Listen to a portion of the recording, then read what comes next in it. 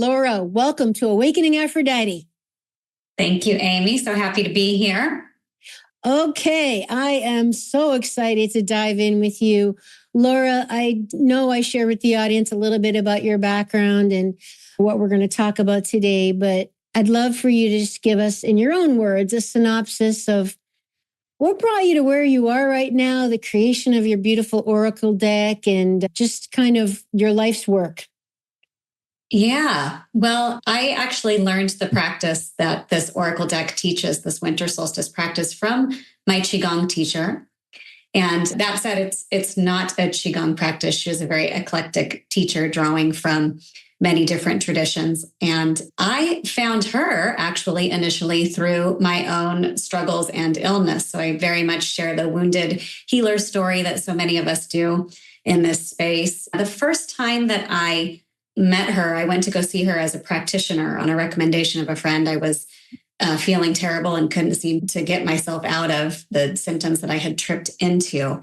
I remember leaving her office that very first time and feeling like I had been breathing underwater for years and not knowing it. And all of a sudden, it was like I could breathe again. And I literally felt actually tangibly taller in my spine, like I had a different bird's eye view or perspective of the world around me. And it was just so profound that I immediately signed up for her 4-year program. And that was the beginning of my Qigong studies. That was 16 years ago now. And so it's been a journey from that point forward. There was journey before then as well. I was already teaching yoga at that time and had been immersed in the world of the healing arts and seeking and spirituality and all things related. But that's where I learned this practice. When I did learn the practice, it again had such a profound effect on me that I just felt the need to shout it from the rooftops and share it with everyone. And so my friends would want more guidance and ask for more guidance. And it just sort of spiraled into this project and where I'm at now and sharing it with the world.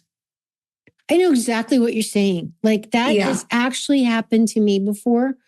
Now that you're triggering this memory, it's been a while, but I remember that's happened to me like twice in my life where I literally like got up from something and I'll have to really meditate on what the hell I was doing. But I know exactly what you mean. And you know what?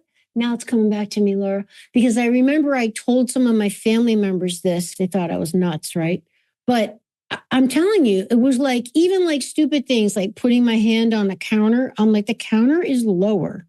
Right. I can see stuff I couldn't see before. I mean, I wasn't like, feet taller, but an inch and a half, whatever. I mean, that's like you're taller, There was a tangible physical difference in the way that I was moving through the world and space. And I remember actually that day I went to the grocery store after receiving that initial treatment. Yeah.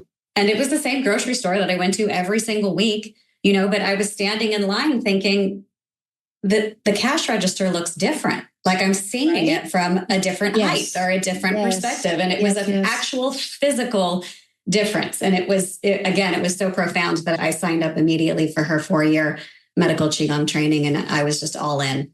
Okay. So what do you attribute that to? Like physically? Because it's one thing to feel connected and feel relaxed and feel like, okay, I feel better after doing something. But you physically, let's just say we're taller. Like, what do you think happened there? What was the mechanism? What do I think happened? I think that we tend to separate energy from the physical when in fact they're one and the same, right? And so I had an energetic shift, which translates into a physical shift. We are energy. Right? It's sort of like separating mind and body. We have this dual sort of, the mind-body connection. They were never separate in the first place. So what are we talking about? A mind-body connection. They're not two. They were always one, right? So that's sort of how I see it. That's really cool. And, now we know the mind isn't even located in the body. The universal mind, it's outside of our bodies anyway. Yes, exactly. So then you went into this Qigong practice.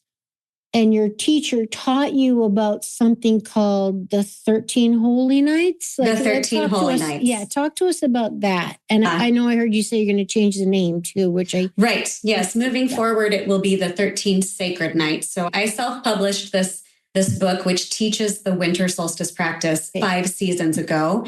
And I just recently got picked up by Beyond Words, fabulous publishers. They're the same folks who published The Secret and Kelly Gore's movie Heal, if you're familiar with either of those two. Sure. Yeah. And so they are shifting the title to The Sacred Holy Nights, which at first to me felt a little funny. It's sort of like renaming your old dog. I've been calling it the Holy Nights for 16 years, but I really appreciate their intention behind it because it does cast a wider net. The word sacred, there are lots of folks out there who are triggered by the word holy because it's associated with the Holy Bible, the Holy Child, oh, holy nights. They might take a glance at it and think, oh, that's a Christmas thing, and I don't celebrate Christmas. Yeah. And it's important to cast a wide net because this is a non-denominational practice.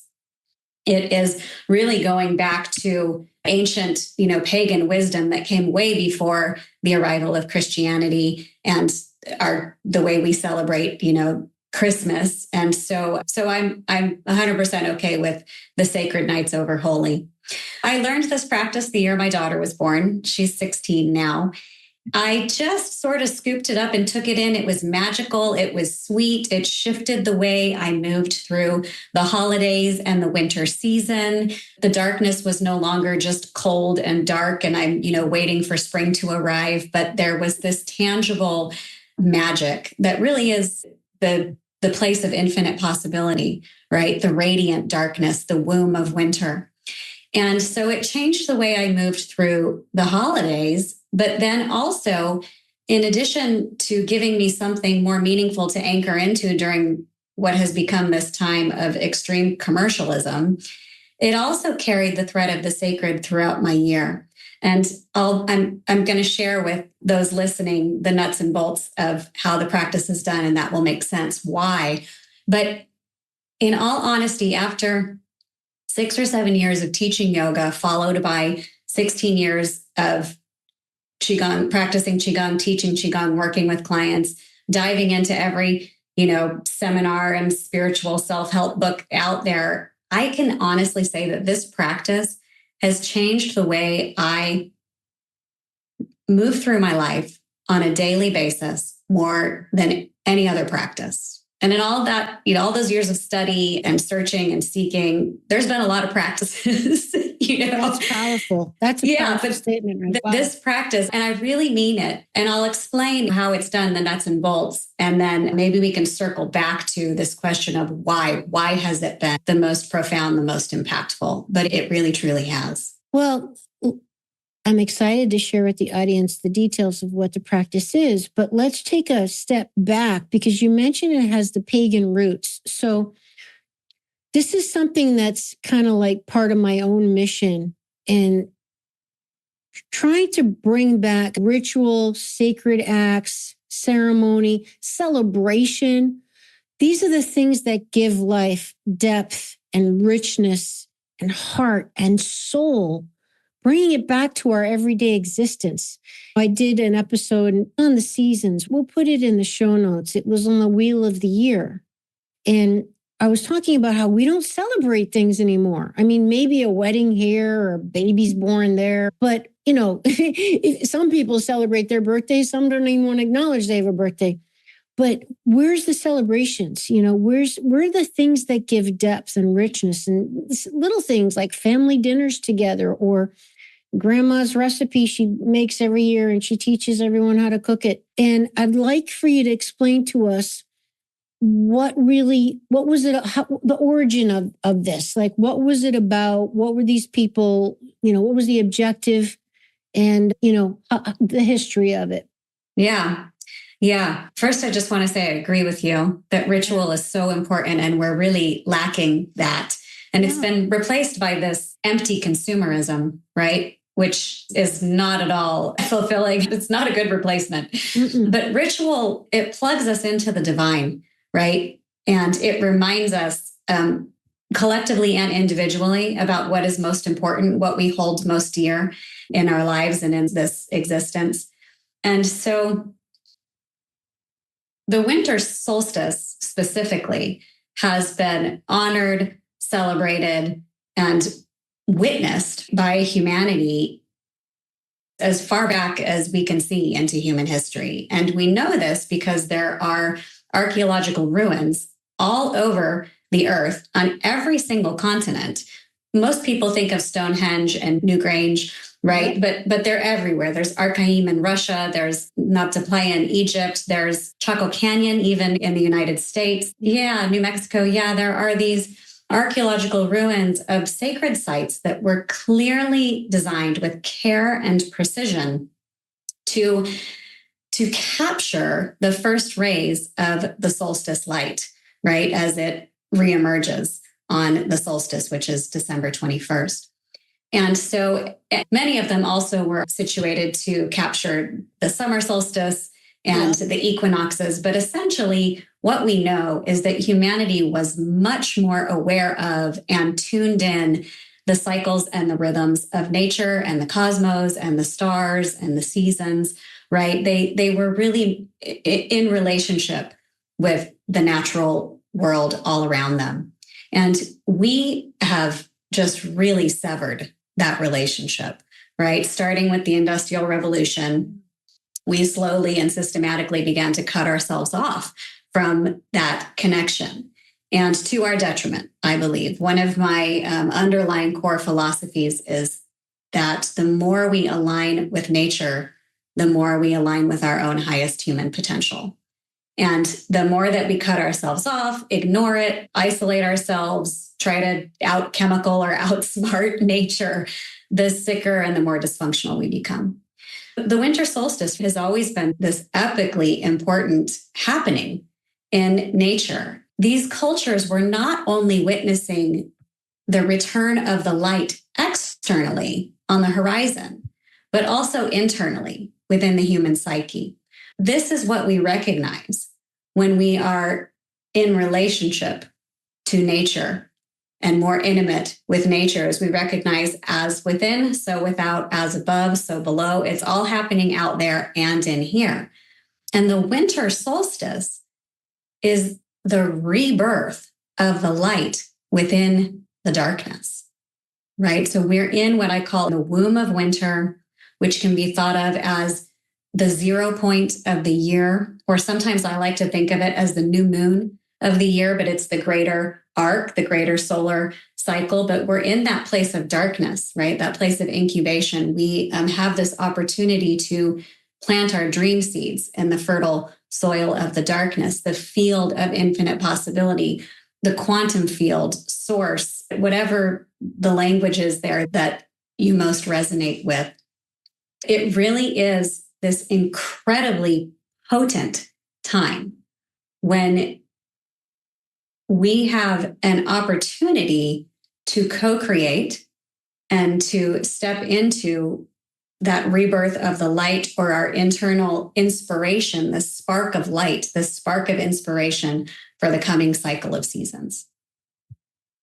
See, I'd love to dive deep into this, Laura, because the winter solstice, as you mentioned, December 20th, 21st, it's the shortest day of the year, right? So it's got the most darkness. It's associated with the feminine, with the goddess. But it's also the time that most people, for lack of a better word, hate the most because of those reasons. It's dark, it's cold. Those are all feminine qualities. Right. So it's really interesting in how our culture, like, we're so anti that. And this is why the work you're bringing is really the medicine that we need that doesn't taste good, because this is what we need to do, not only to put ourselves into this natural cycle of rhythm of balance, that you can't have an eternal summer or you burn out, literally burn to death, right? You need to have the dark, the cool, but the necessity of it. So can you speak to us as to why it's beneficial to acknowledge, and each of the seasons has its own unique gifts. The winter solstice being dark and deep, the gifts are introspection and slowing down, and you kind of have to. You can't be outside as much. But can you expand upon the benefits of really deepening into the gifts of the season and the opportunity of what's happening around us? Yeah, absolutely. And I think you just said it, that we don't want to constantly be in an endless summer or we will burn out. Like these rhythms, this pulsing in and out is all around us in nature. We have the high tide and the low tide and the full moon and the new moon and the winter solstice and the summer solstice, right? We have, even in a 24-hour period, you've got sunrise and sunset, right? So this pulsing nature of the universe is within us and all around us. And when we align with that, it's like riding the waves of the energies that we're surrounded by, as opposed to fighting against them. And what does aligning look like to you? Yeah. Practical. Yeah. So we live in this culture, right? That is the endless push, the endless light, the endless productivity. And so aligning with these rhythms, specifically, if we're speaking about the winter solstice versus the summer solstice, that would look like quieting down, getting still, getting introspective.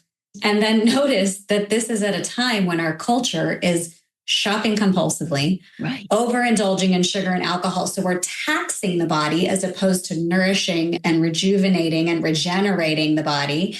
We've got LED lawn decorations it's like a slap in the face to the darkness, right? It's like, no, we're not going to have light. We're going to light everything up with artificial lighting, plastic tinsel, trash cans overflowing with non-recyclable wrapping paper. Whose calendar isn't jam-packed during the holidays? It's socially become the busiest time of year, when really the true energy of the season, if we're following that ebb and flow, if we're aligning with nature, is to slow down. Look around, pay attention to what nature is doing all around us. The trees have dropped their leaves. The animals are slowing down and or hibernating. Plants and grasses often have receded back deep into the earth, right? So everything has this energy of sort of drawing inward, conserving energy and drawing inward. And then, of course, here we are frantically spazzing out. We're out here, and we're really meant to draw in, right? Think of, sitting in front of the fire, reading a good book, or, just more hours in bed, honestly, that it's darker for a longer period of time. There are more hours of darkness. So there should be more rest to go along with that, right? And so to me, aligning with nature,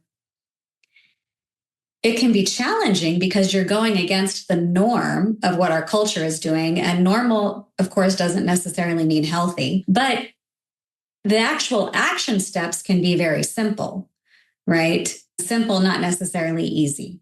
But aligning in a bigger picture, aligning with nature might look like getting outside and getting your bare feet on the ground, getting the light of the sunrise and sunset in your eyes and on your skin, aligning your circadian rhythm more with the rising and setting sun, getting off your screens at night, eating more seasonally. These are simple, but not necessarily easy things to do when we have this culture all around us that is doing the polar opposite. So simple, not easy to align with nature, I would say. Totally agree. I mean, even just as easy as going to bed earlier, because right. It's just the whole, like you said, the circadian rhythms. That's even if you only did that for the winter, you're going to get benefit out of that. And see, to me, it is easy, but I guess I'm more anti-culture than most people. But at the end of the day, Lara, we got to set some hard boundaries. Like, pick your priorities. Like, okay, do you really want to have vibrant health? Do you really want to not prematurely age? Do you really want to have more energy during the day?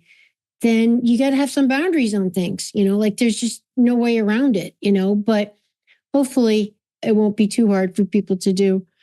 Okay. So you mentioned, I think before we shift to the cards, I'd love for you to talk to us about how the winter solstice is when this practice starts, which again is December, end of December, correlating with the Christian traditional Christmas season.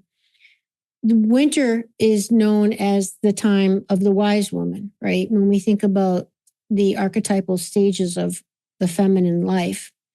And the wise woman is the winter, it's water element, as opposed to fire in the summer. And I would love for you to speak to us about the connection there with the wise woman in all of us during the winter time, which is when this practice starts. Yeah. I would say the wise woman and the crone, right? Yeah, which is same thing. Yeah, the same thing, right? But it's that she's the one who takes us all at the end of a cycle back, right? And this is the representation of the divine feminine that was most intentionally and aggressively destroyed during the Inquisition and the witch hunts and all the things. The reason for that was that she was seen as the most powerful.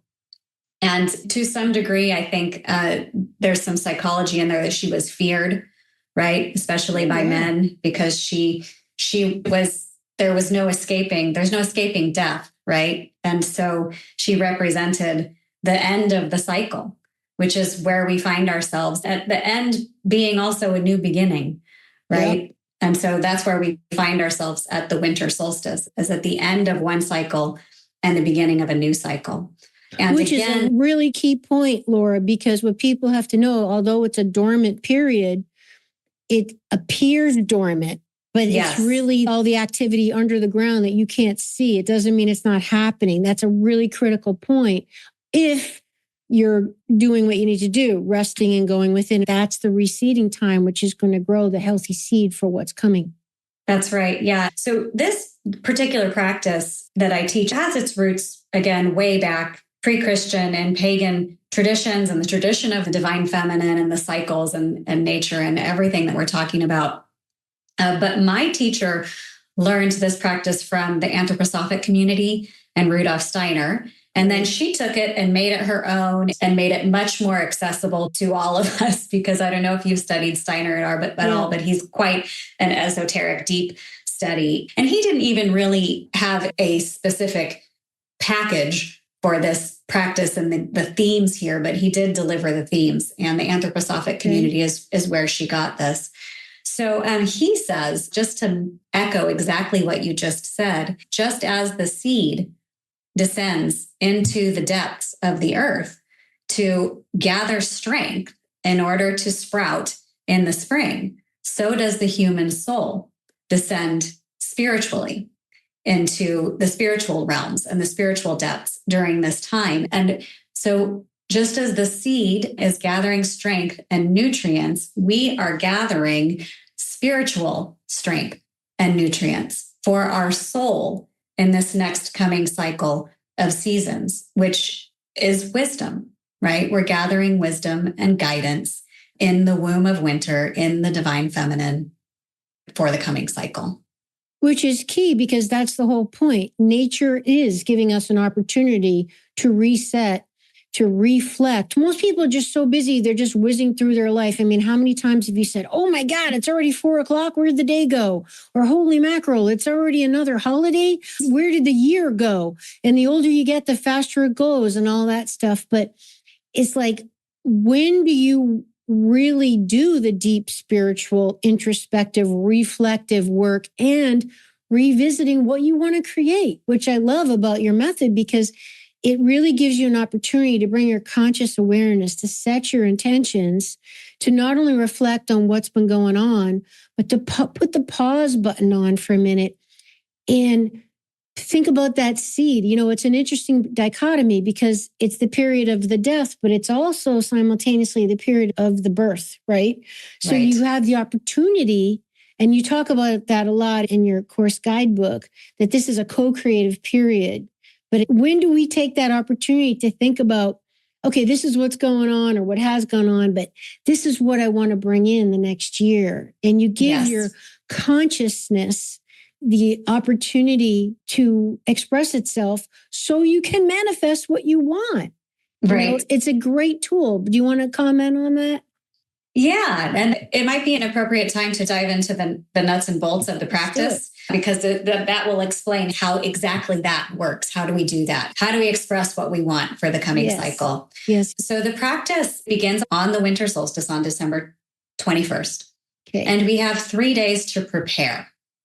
So what does that look like? That looks like thinking about, what do I want for the coming cycle of seasons? How did the last cycle go? What do I want to leave behind? What do I want to carry forward?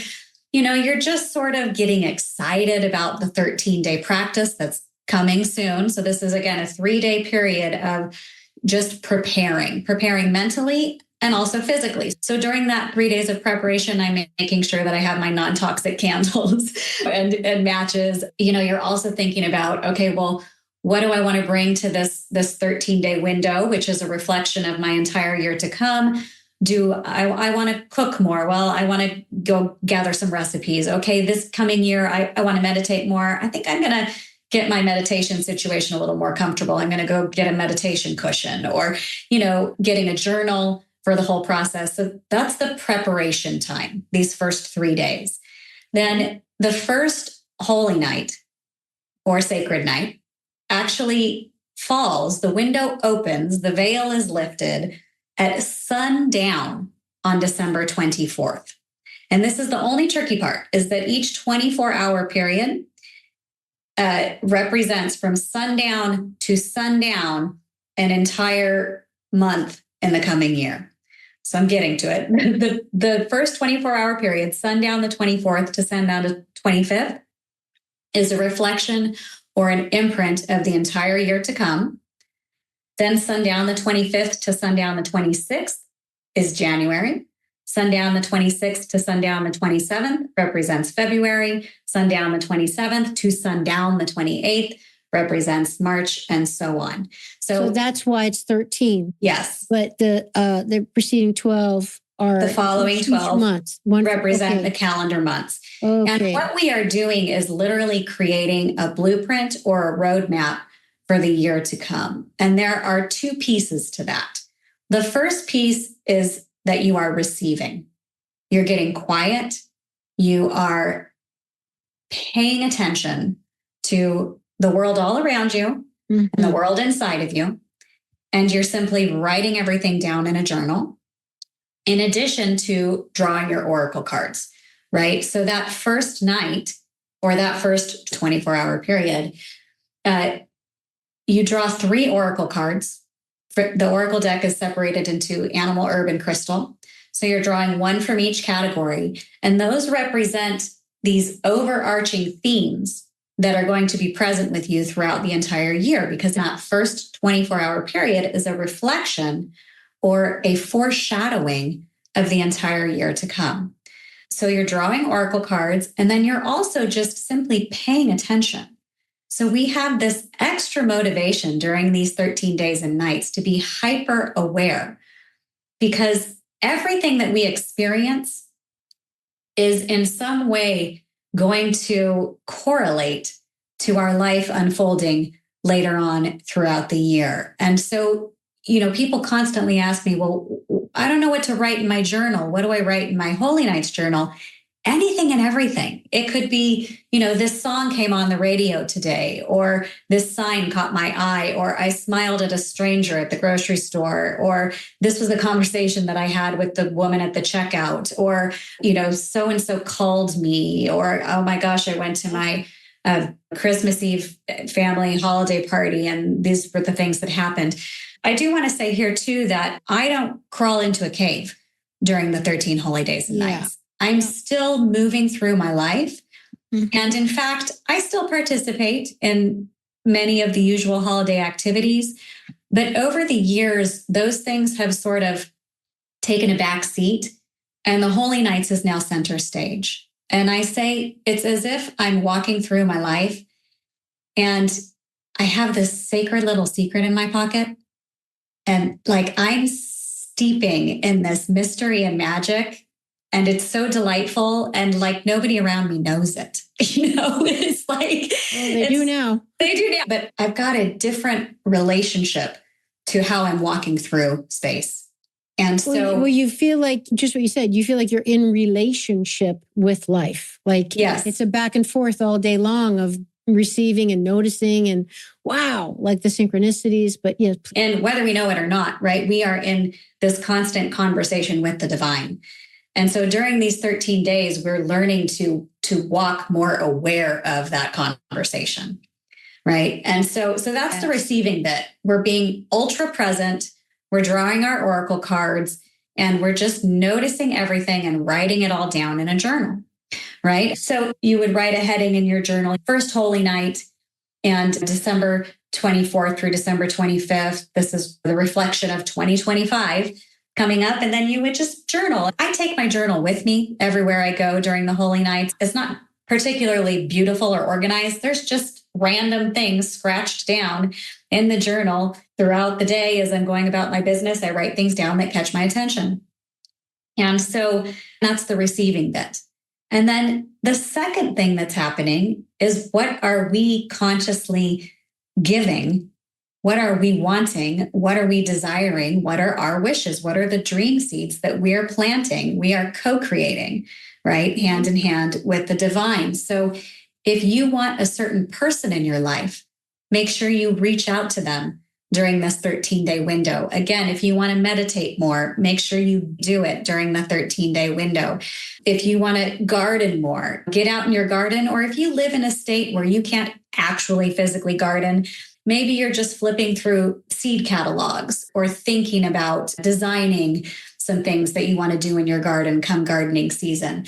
So if weather, inhibits what you're actually able to do, you're in some way tipping your hat to that thing that you want more of in your life in the coming cycle.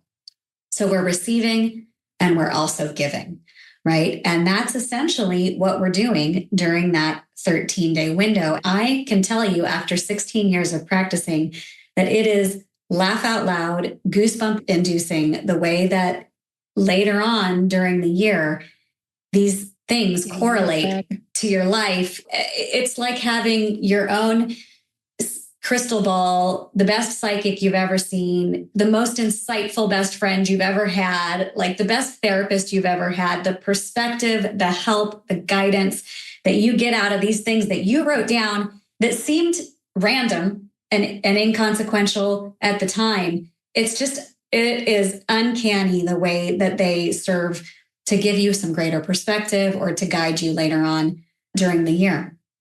Which is truly the greatest gift, because it gives you a sense of that you're not alone. There is something bigger. Like what a gift that is right there. Like you said, that you look back on that crystal ball, like, oh my God, this happened. Like, this is nuts. Like, what's going on? Yeah. I think it's interesting that, please go ahead. Oh, I was just going to say, to return back to what I mentioned previously that I wanted to return to, is you just nailed it on the head. That, the reason, there's two reasons why I feel this practice has been more impactful than any other practice I've learned. And one of them is that it carries the thread of the sacred and the mystery and the magic throughout your entire year. So that, just like you said, you're constantly recognizing, whoa, there is something greater going on here. There's no way that was a coincidence, And so it's constantly reminding you, I'm not alone. There is magic happening here. There is a greater design, a greater intelligence, a greater pattern that is unfolding.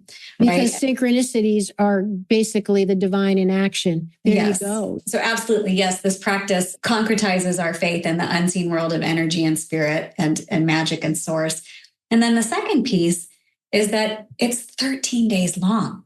And so this is not your 20-minute meditation in the morning, or even an hour, or even a 2-hour workshop, but it's 13 days. The first few years that I learned this practice, by the 3/4 of the way through night 9, 10, 11, 12, I was going, man, this is a long time to pay attention. Like, is it over yet? It can be tiring at first, but it really does. Because your consciousness is like, you're trying to pay attention all day long, being aware. Trying to be present and aware all day long, every day, right? And when I first learned this practice, I really wasn't used to that. And so it strengthens that muscle of being able to walk through your day more present, more aware, again, more just aware of the conversation that we're constantly having with the divine, this partner dance that we're in, whether we're awake to it or not, and much more powerful and empowering to be awake to it, right? Yes. And so it really did give me an actual boots on the ground, like, training in how to walk through life in conversation with source. Or divine consciousness. What a gift. I mean, right there, that's okay. So questions. On the first night, you draw 3 cards. The next 12 nights, you draw one card, each card representing the month of the year to come. You said you would draw 3 cards, because you've divided it. You've divided the cards, 52 cards, into animal, help me, herbal, and crystal or mineral. Yeah. So does that mean, Laura, before you draw the first 3 cards on the first night, you have to divide them in stacks of the 3? Because you want to draw one from each. Yes, correct. So the very first time you open the Oracle deck, they will actually be in order. They'll be in sections. But every year moving forward, you're going to have that extra chore that first night of making 3 piles of cards, animal, herb, crystal, and then drawing 1 card from each stack. I'm glad you clarified that, because I already have marked in my calendar. We're recording this in November. I've already marked in my calendar for December on the 20th, the 21st, the 24th. So I'm ready to go to do my first. I didn't realize that I was just going to draw 3 cards. So you have to have 3 categories separately, one from each. Can you expand on why that's important? To be honest, it wouldn't be the end of the world if you just drew 3 cards, but they do have slightly different flavors, let's say. There's the animal kingdom reflects to us a certain wisdom, and the plant kingdom slightly different, and then the mineral, crystal kingdom slightly different. So you're just going to have a little bit of a richer spread, so to speak. They're all different frequencies, of course. Yes. And, different attributes as well. I think it's brilliant. And also, I think it also gives us it just taps us into a wider experience of nature rather than just animals or just the plants or just the minerals. We're, getting a greater. Well, again, with the different frequencies they are and the different roles in the great scheme of life. I mean, you want to tap into their different perspectives, It's much more powerful and make it more diverse. So tell us about how, in God's name, did you choose 26 animals, 13 herbs, 13 crystals? How did you choose these lucky 52 that got in the deck? It was a process. Creating the Oracle deck took me 4 years. Wow. Yeah. And so it was a definite process. And some of them were just so obvious. It was like, this now for you personally, or for in your experience globally, like these are affecting humans, or what do you mean it was obvious? I think certain characteristics Okay. that were embodied by either an animal or an herb or a crystal just really popped out at me. Okay. He spoke to me, and it was really clear that they needed to be included in the deck. When I started, my daughter was, how old would she have been? She would have been 8 years old. She's 16 now when I started creating the Oracle deck. And so we actually ordered a bunch of National Geographic, and I forget which Animal Planet, maybe. It was a time when she was really interested in animals anyhow. So I was watching these documentaries with her about animals and learning about all the animals and really diving in deeper than I had previously. That was a fun time. Ultimately, just through meditation, right? I would just sit in silence and wait for a character to emerge. And so there was just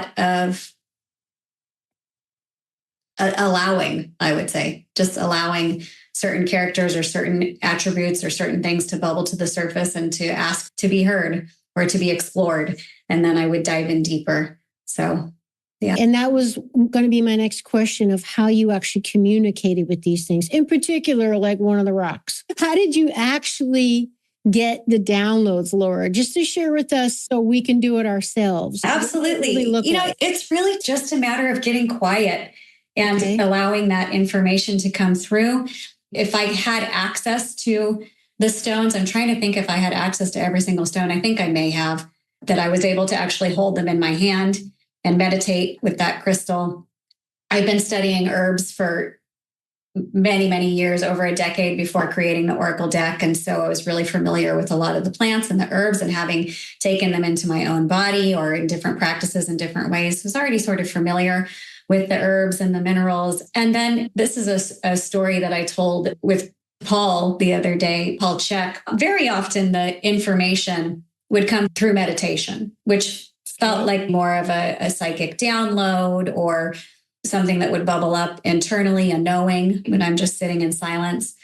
But sometimes these things would even present themselves physically in my life. They wanted to make sure you got the message. Absolutely. There was one instance where I had decided that I was going to consider writing about peacock, because sometimes I would try an animal on and I would start meditating or writing about it, and it just wasn't a fit. And so it was like, no, that's not coming through clearly.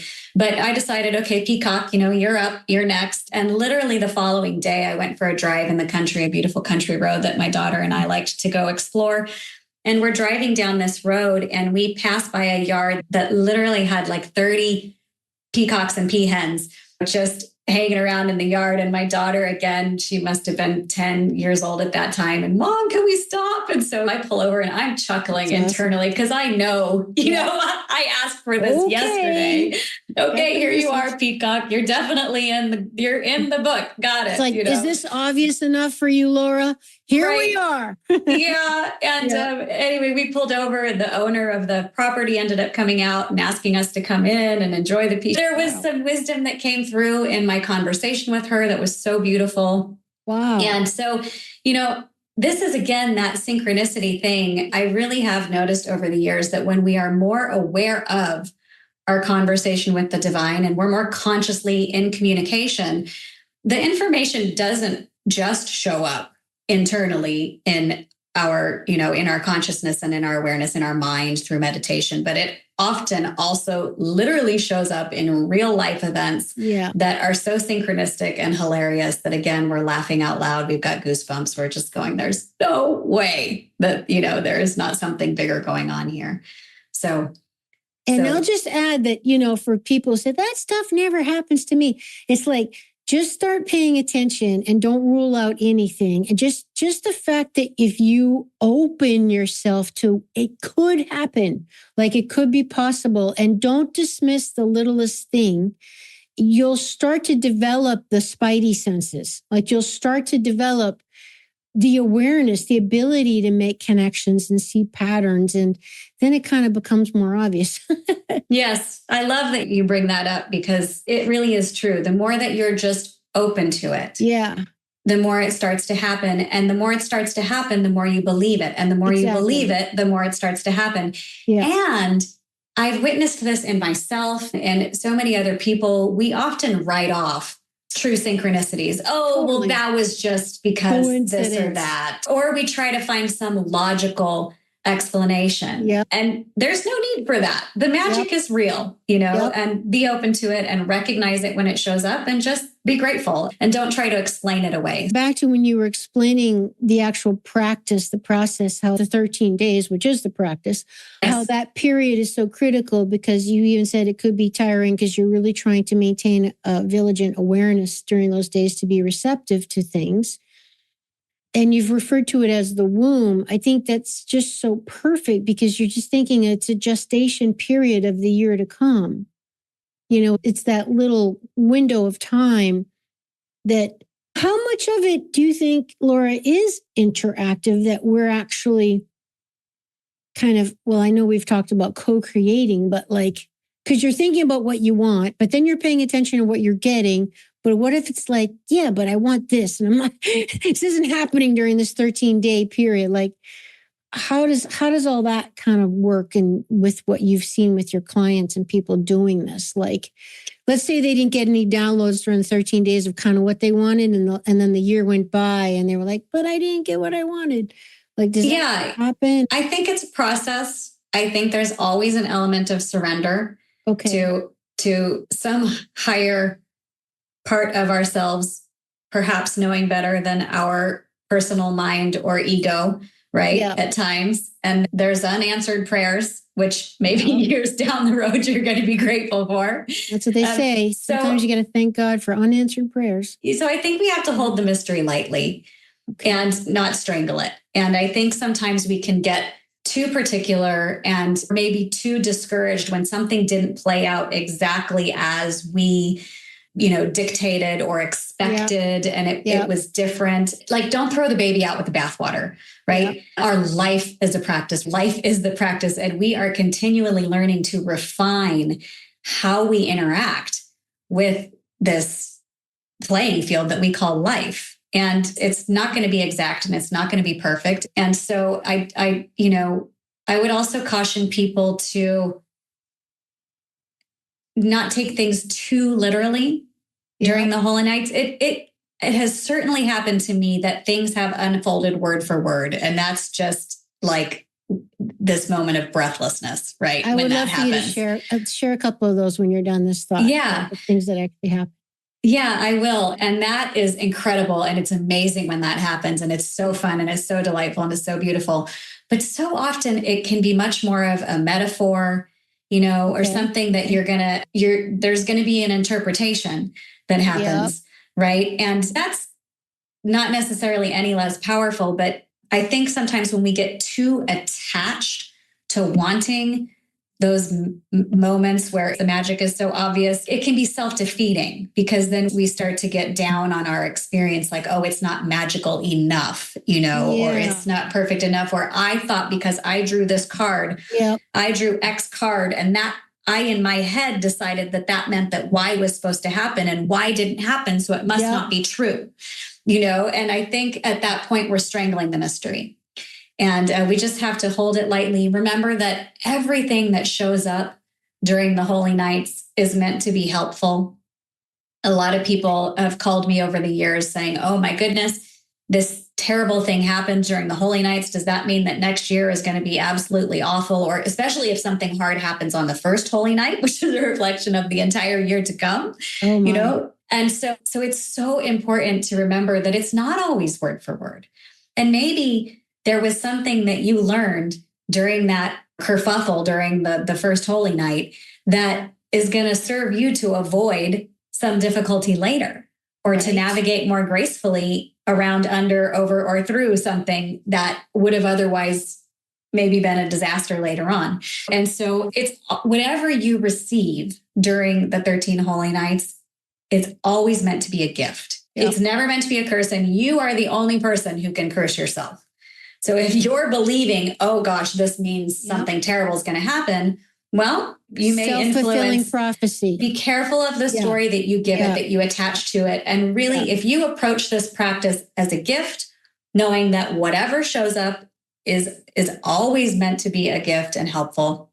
Yeah. If you find yourself in a place of fear or thinking that it's hard, I would say that you're doing the practice wrong, including reflecting on my first few years of doing the practice when I got tired and kind of exhausted. Hold it more lightly, and now when I move through these 13 days, I just feel like I'm taking a nice, warm bath in like magical hot spring waters for 13 days, but they're all around me, and I'm walking through this delightfully sacred and magical time. And it just feels fun. And well, you're tapping into what the ancients knew, which is what we were talking about in the beginning of the show, that, for thousands of years, people did this because they knew it was a magical time. Yes. It really was. I mean, with the stars and celestial bodies, like it actually was energetically, magnetically, electrically in the atmosphere, a magical time. Yes. And you can feel it. And I had one woman who she said to me, when I was a little girl, I used to look up at the night sky during Christmas time and I could actually feel the magic. I could feel it. And she said, as a kid, you can, sure. And she said, the Christmas tree was great and the presents were fun. Candy canes and sugar. Oh, that was great. But I remember looking at the night sky and actually being able to tangibly feel the magic. And then she said, somewhere along the way as an adult, I lost that. Yep. And all the making the Christmas dinner and the presents and the shopping and she felt like she had lost that magic. And she said, this practice brought that back for me. Well, our culture doesn't cultivate it. It just isn't something that cultivates. If anything, it kind of beats it out of you logically. You know what I mean? So, Lara, tell us about the significance of the 13. The number 13 is very important. Why 13 nights? Yeah, let's talk about that. So 13 was originally the representation of the divine feminine, right? And this is because there are 13 moons in the year and therefore 13 female fertility cycles. And so 13 was literally the representation of the divine goddess. And, when the patriarch decided to destroy her and erase her from history, suddenly the number 13 became, quote, bad luck. For over a year, and down in Chile, it's Tuesday the 13th. It's bad luck, but so completely random. You know that. We have cities without 13th avenues. We have buildings without 13th floors. Yeah, which I always thought was hysterical. It's like, no, yes. No, you're on the 14. So we came to, as a culture, demonize everything associated with the divine feminine. And that was very intentionally implanted into the popular culture and mass consciousness through the witch hunts and the Inquisition and all of the things. So that is why the number 13. And there are many cultures that way back throughout history celebrated the solstice time. And it wasn't just the actual night of the solstice. Yes, we see that. There's special traditions for the actual night of the solstice as well, but it was really this greater time period around the solstice. And often that was 13 days and nights. So again, representing the 13 moons and the divine feminine. You could do the 13 holy nights practice. If you're somebody who has a moon calendar and you follow the moon cycles, you could draw a card for each moon cycle in the coming year. It would be a little bit more complex, but it could work. And again, if you're somebody who's already paying attention to that calendar and it's already on your radar, that would be another way to do this practice. Most people in their minds are organizing their lives and their calendar around the 12 arbitrary calendar months that we have, right? Yeah. And so because this is a practice in being in relationship with source, with our team, with our own internal guidance, you can really arrange it in whichever way you would like, as long as you are clear. The important thing is that you are clear. You have an agreement within yourself and within those energies that you're calling in. How am I organizing this? What am I drawing oracle cards for? What's my intention? Which period of time does this correspond to? Right? So it's a much more user-friendly system to use the 12 calendar months. But again, if you're somebody who's already tuned into those moon cycles, that would be another way to do it. Which leads me to my next question would be, all right, what we're saying is this practice is for the month of December, into January, the beginning of January, 13 days out of a whole 365-day year. What about if someone's hearing this show and it's May? Do they have to wait till December to use the Oracle deck? Yeah. So I've also had a lot of feedback. People love the Oracle deck so much that they want to use it for more than just the holy nights.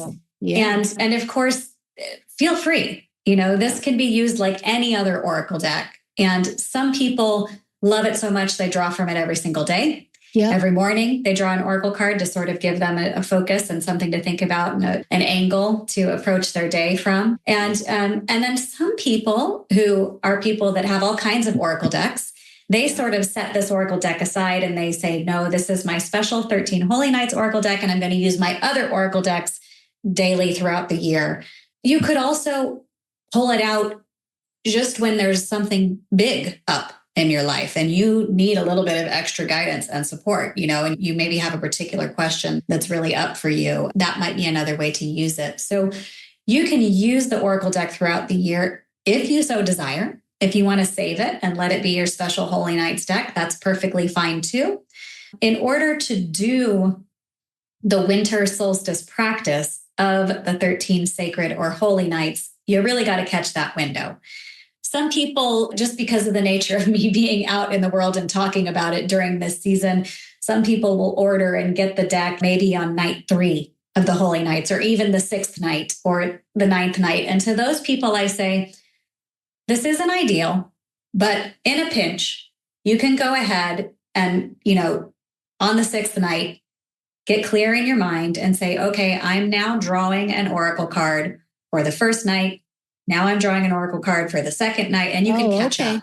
So you don't have to start on 6. If you got it on the 6th night, you could go back. If you were late and you just received the deck and, you didn't hear about it until and then it took, however many days it took to deliver, like, don't despair. You can sort of backtrack a little bit, but this is my rule, is if you've completely missed the window, if the sun has set on January 6th and the 13 Holy Nights window is actually closed, wait till next year. It makes sense. And just use the Oracle deck throughout the year and get familiar with the characters and get familiar with the process of drawing an Oracle card and use it in that way until next year's window. Because you could just use it as an Oracle deck and draw for the day, but you're not going to do the specific 13 Holy Night practice until December. Yeah. Because this window of time is real. Yep. We're talking about aligning with nature and the seasons and these rhythms that are happening, outside of our control, right? Plus, you wouldn't want to do it at another time because it's probably not going to be accurate. Like, it's not the same practice. Window of magic is legit. It is an actual thing. And so if you miss the window, like, I hate to say it, I'm sorry. I know it's a bit of a bummer, but you missed the window. But that's life. It's like saying, well, no, I want to grow my garden in January. Well, you can't. Like, that's not the season to grow your garden. You can try and I'm going to do it, damn it, and shovel the snow and put the... That's a bit of going against the grain, right? Exactly. This is trying to ride the wave in the opposite direction. You can draw it as a general oracle card for the day, like you would do the tarot or something, but you're not going to do the 13-night practice specifically. Right. Yeah. So I'll share with you, when you were kind enough to send me the deck in anticipation of today's show, I did my ritual of clearing the deck and centering myself. And I wanted to get a little bit of a relationship with the deck prior to our conversation. My soul told me I wanted to draw a card to connect with the deck. Obviously, I didn't do the 13-night practice because I was drawing it in November. But I wanted to share with you what card it was. Well, first of all, just for fun, do you have any idea what card it might have been? If I had to guess, I might guess Spider. Ooh, that would have been awesome. Because she often shows up in these group settings where there's a web being woven and connections being made. So that would be my hunch, but it doesn't sound like that was who you drew. I love it. That totally makes sense. It's funny. Again, I didn't have time to read about all of them, but I was reading about Spider because, the Native Americans think that was the great creatrix. She created everything. Yeah. Really cool. I don't know if I'm going to say this right, Laura. Charoite? Charoite. Yeah. Charoite, which, the funny thing is this card literally jumped out of the deck. Like, it wasn't, I did not choose this card. I was shuffling, I was clearing, I was connecting with my soul. I was creating a relationship with the cards so I could get an accurate draw, doing all the things I do when I use oracles. And this card flew out of the deck, like almost across the room. Crazy. Yeah. Which is amazing because guess what my favorite color is? Royal purple.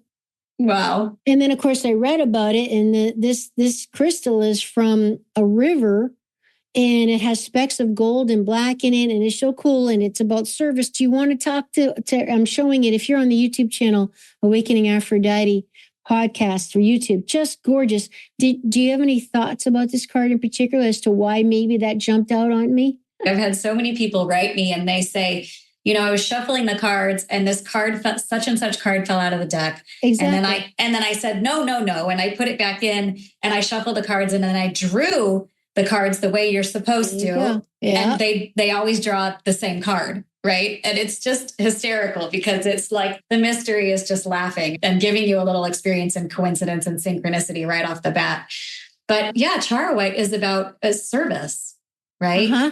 And sharing and our wounds really being our greatest place of wisdom, of course, because the places where we struggle and the places that we've had to muscle through, this is where we learn, right? And so then in order to transmute and truly come full circle and heal that wound, we then offer that wisdom that we've gained in service to another or to humanity or to a greater purpose.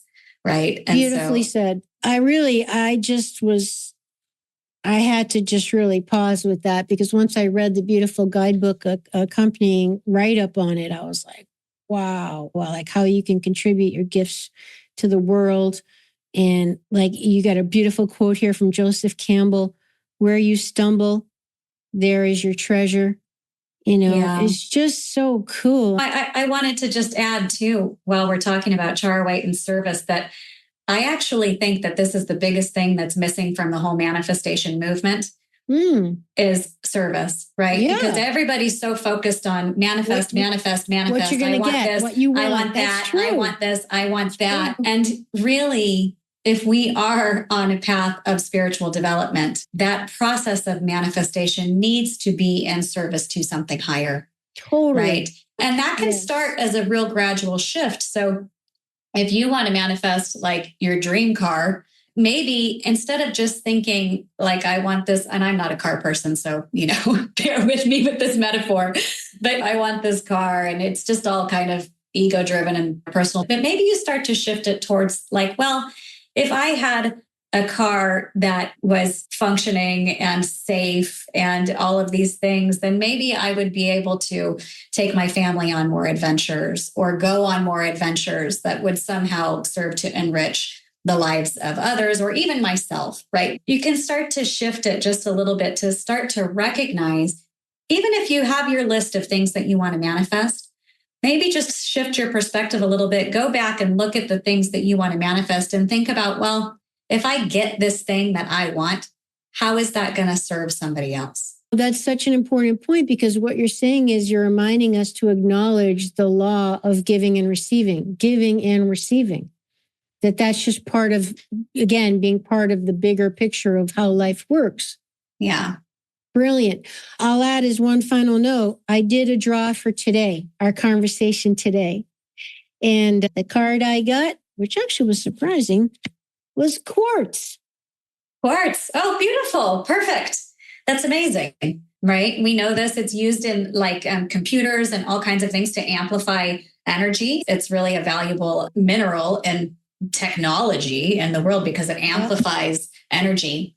And so the message of quartz is that when you draw this card, energy is being amplified. And of course, especially when we come together in numbers, as you and I are doing right now, Amy, and, in a shared purpose and a shared vision, right? Which is spreading the wisdom of the divine goddess, reconnecting humanity with nature, with the rhythms, all of these things that you and I both feel are important and hold dear to our missions, right? And what we're doing out in the world. Energy is amplified when we come together in numbers, and exponentially so. Right. So 1 + 1 is not merely 2. When we're talking in terms of energetics, it really is exponential. Along those lines, I do have a guided experience, 13 Holy Nights Tribe, that we come together online via Zoom every year and move through the Holy Nights together. And it is the energy is amplified. It took me a minute to agree to do this because this has always been a really individual, personal practice for me. And folks, as soon as I released the Oracle deck, people were wanting more guidance and my live presence. And I was sort of no for a while. And then I finally agreed. And I'm so glad I did, because it's so powerful. Right. Well, you're sharing this experience. And to come together in numbers, energy is amplified. That's what quartz is all about. And so it really does, it accelerates the process and the richness, and it's just an expansive experience. Yeah. I love it. Well, that was my first take on the experience of the 13 sacred or holy nights, that your deck were those 2 draws, which very powerful for me. So it was like, bang, okay, I guess we're kind of tapped onto something here. So I can't wait for December 20th, 21st for everything to get started. And you're going to be hearing from me at the end of the year beginning of the year, because it's January 6th. That's over, right? Yes. So you'll be hearing from me in January. And we're going to try to get this episode out prior to the start of the 13 nights. So hopefully people can get the deck and they can join in. And, because they'll hear the episode and then they'll get it and then they can be part of all of it. So where can people get it? Where would you like to direct people for this group and your offerings? Yeah, it's all in one place, real easy. My website, Lara J. Day. And that's the only place, by the way, that the deck will be more widely available and distributed once the publishers take over. But right now I'm a one-woman show. Every Oracle deck that has order, I'm packaging up and schlepping to the post office myself. Wow. And so, yeah. And there's no you in your name. There is no, thank you. Yeah, that's for important. pointing that out. Yes, like it's I do. Lara, Lara J. My middle name is Jean. And then Day, D-A-Y, larajday.com. Everything's on there. If you are interested in joining the guided experience, the Holy Knights Tribe, that is there. You can order an Oracle deck there. I also lead 5 seasonal courses throughout the year. The Holy Knights is one of them, but I have 4 other seasonal courses that align with the equinox and the summer solstice and the Chinese wood, fire, earth, metal, water philosophy system. That is what I practice. So those are available there. There's lots of videos and, meditations and all kinds of things that you can explore on my website. So. Are you located in California? I am. I'm on the central coast of California in Atascadero, California, which is like exactly halfway between Los Angeles and San Francisco, about 20 minutes inland from the coast. Wow. Sounds gorgeous. I am so grateful to Paul Check for hooking me up with you. He's like, you've got to talk to Lara J. Day because she's exactly a lot of the work that you're doing. You're very much aligned, and I'm really excited to share with you my Goddess Rising community, my online course and membership. And I just super grateful. I've already learned so much. I cannot wait to do this practice in a few I feel weeks. the same way every year. Thank you. I'm just super grateful that you put the time in and to make this offering for all of us. Lara, are there any final thoughts to make you feel, or anything that you feel like you need to get across before we close today that you want to share that wasn't said, or anything on your heart? Yeah, I think the last thing to say is that I really do believe in the power of this practice to awaken us individually and collectively to our own internal, divinely creative light, right? The creative nature of our consciousness, which I feel is something that is happening within humanity regardless right now. I think this is the season that we're in. We have this opportunity to take a quantum leap in our collective consciousness and spiritual development. And this practice is a tool that can contribute to and accelerate that process. An opportunity to connect with our divine creative nature. Bang. Yes. There you go. No wonder why I love it so much. Thank you so much. This has been incredible. Everybody, please check out Lara's work and join us in doing the 13 Holy Night practice. And Lara and I want to hear your experience and, check out her community, which I think is a great idea, by the way. How fun. Thank you so much, Amy. This has really been wonderful. I agree. Thank you, Paul, my buddy. Yeah. All right, everybody. Paul. We'll see you next time. And go ahead and check out Lara on her social media as well, because she's got a lot of great resources there too. We'll see you next time. Bye-bye.